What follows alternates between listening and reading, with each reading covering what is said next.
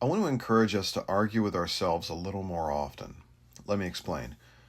We've all had that experience of stumbling into one side of an argument as it's going on, and we can often tell what the other person must have been saying based on what we're hearing the current debater say.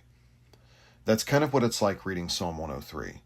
Here we've stepped into the middle of an argument between a man and his own soul, but we're only getting to hear the man's side of the debate.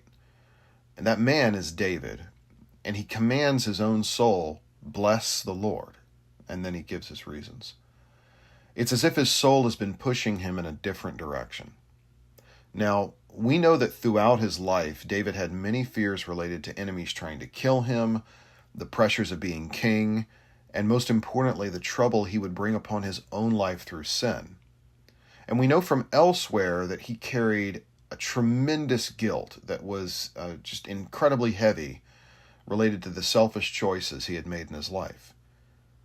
With all that intense negativity going on in his heart, David has to command himself, soul, bless the Lord.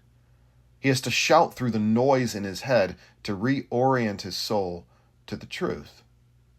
And what is the truth? In other words, what are the best reasons for why his soul should bless the Lord? He starts to list them off. Bless the Lord, O my soul, and do not forget all his benefits, who forgives all your iniquity.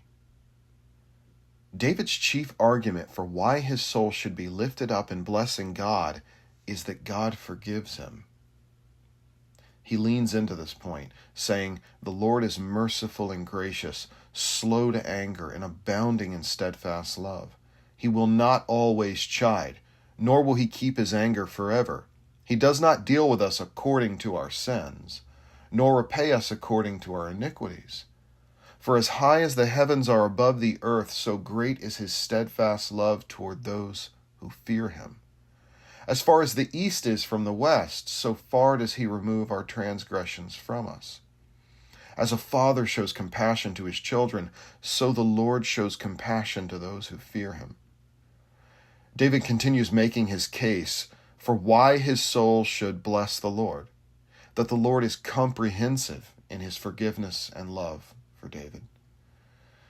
David then directs his argument at the entire host of heaven and earth in a cascade of commands that they all likewise bless the Lord, concluding the psalm the way he started it, with bless the Lord, O my soul.